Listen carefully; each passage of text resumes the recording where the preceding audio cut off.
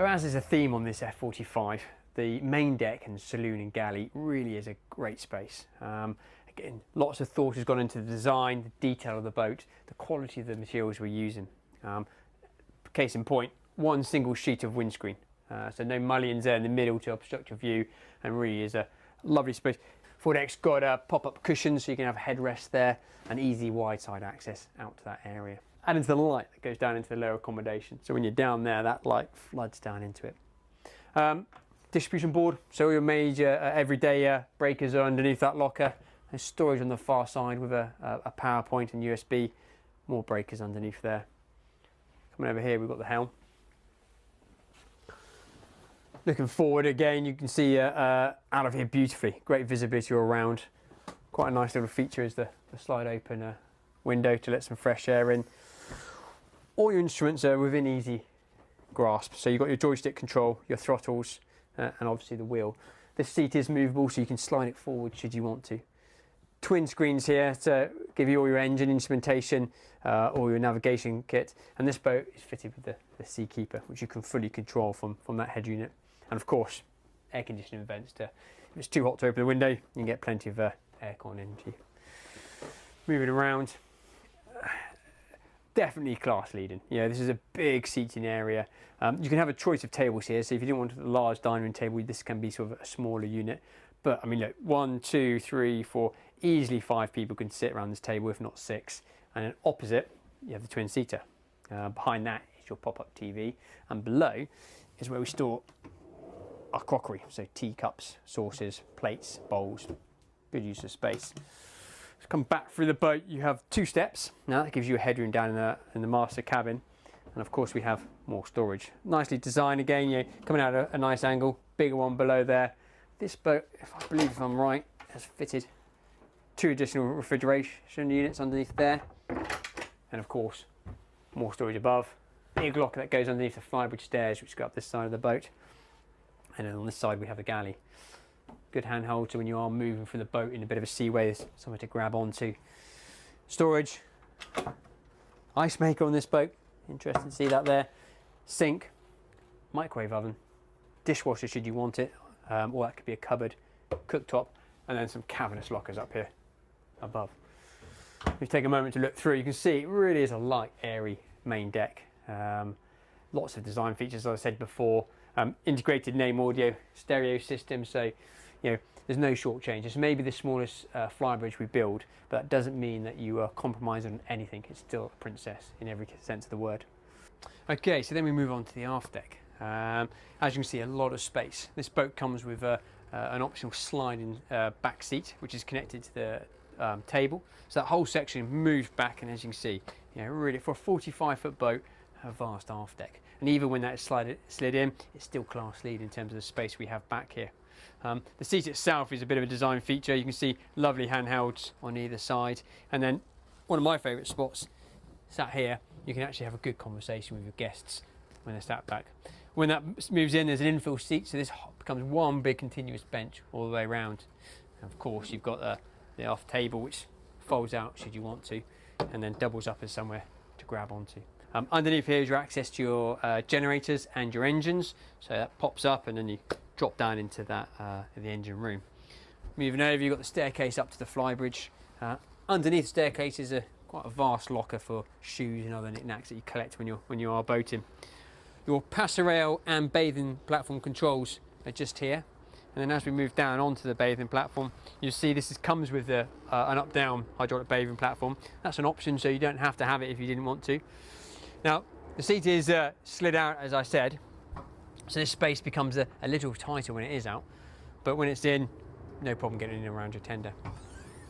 Storage locker, should you want to, this can be a barbecue, so this can be a nice area to cook your barbecue when you're at anchor, or somewhere else to put your ropes, wetsuits, life jackets if you've been in the water playing.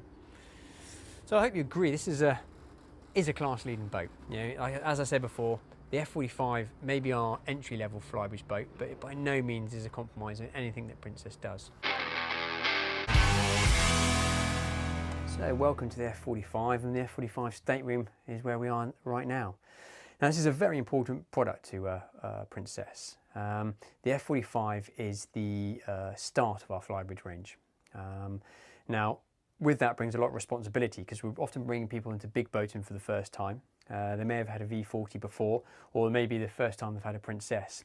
So when you buy a Princess, you expect to have the design, the quality, and the fantastic use of space that you get on her bigger sisters. So it was a real challenge for our designers, and we hope to show you some of those aspects and how this boat works as we work our way through the boat. As you can see here, big TV. So you've got a 50-inch TV in here, should you want it.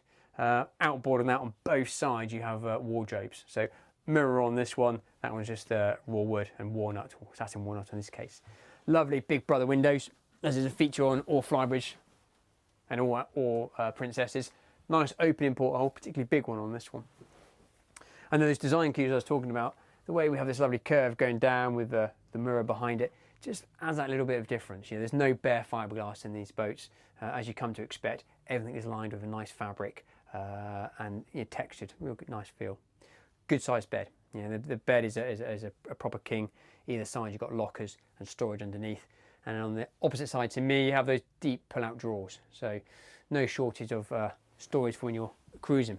Moving forward, in there you can have an optional washer dryer should you want it, and then outboard you have your ensuite. Pocket door to make the most of the space. Lovely shower, that bar window so you get lots of natural light in, but you have a view when you're showering, and plenty of cupboard space there. Moving up into the foyer area, big single piece of glazing above us which floods this area with light, so there's no dark holes here. You've got a beautiful mirror to reflect it and really give you a sense of space. And then you move forward into the VIP. Now 45-footer, but we still have these lovely arrow windows or knife windows going forward. They not only let the light in, but also give you a lovely vista when you're out on the water and view out for any guests staying in this cabin. Plenty of lockers, so we have overhead lockers on both sides. Another mirror with storage behind it, as well as a locker underneath, and of course underneath the bed as well, those pull-out drawers. Behind the door, nice feature. We have Jack and Jill doors on this boat, so you have your ensuite, but there's another door out into the corridor, so your guests when they're on board during the day can use this head, and then we have guests overnight, they have their own ensuite. So welcome to the flybridge of the F45, and like the rest of the boat, this is a really well thought out space. Up at the helm area you have two seats, one for the navigator, one for the helmsman. Well thought, because you can get out of either one of them without disturbing each other, so person doesn't have to move out of the way. You can have two screens up here. We've got one shown today, but you can have the optional two screens should you want to. Obviously your IPS controls here, which is joystick and throttles. This boat is powered by the 440 horsepower or the 480. Moving over, we have a joystick for the bow thruster. This is just in case you would want to have a bit of extra control on that bow, which some people like to go for. And then a really neat integrated phone charger there. Drop your new iPhone on there and it will charge through induction. Coming over, we have a nice area. This turns into your day bed. You've got a slide out section under here. There's just a nice space to sit, converse with the person driving the boat, and get out the wind if you wanted a bit of a relaxation. Nice little pop-up lantern here to add a bit of ambient light as the night draws in. Moving aft, we've got the wet bar. So lift this up and you've got a good integrated Kenyan grill there, sink, good storage underneath, and on this side we have the drop-in refrigerator, so for drinks or food. Moving aft, I think for a 45-footer we've got class-leading seating area. Multi-use table, folds over or folds back as you have now, so you can have a main dinner up here or you can just use it for coffee. If you're in the rougher seas, there's a lovely handrail behind here just to get a bit of extra purchase for your guests to feel nice and secure. You can order this boat with the hard top, or as this one is, you can have the bimini. Now that comes in hydraulic or manual depending on what your preference is. Well, I hope you agree that the F45 really is a triumph of design and logical thinking.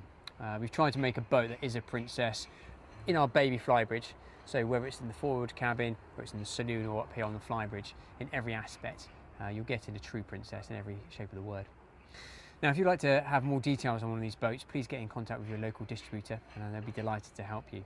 Now, later on today, we'll all be answering questions in our webinar. So if you have any areas you'd like to go into more detail in, please feel free to to ask the questions, and we'll see if we can answer your questions. Thanks very much.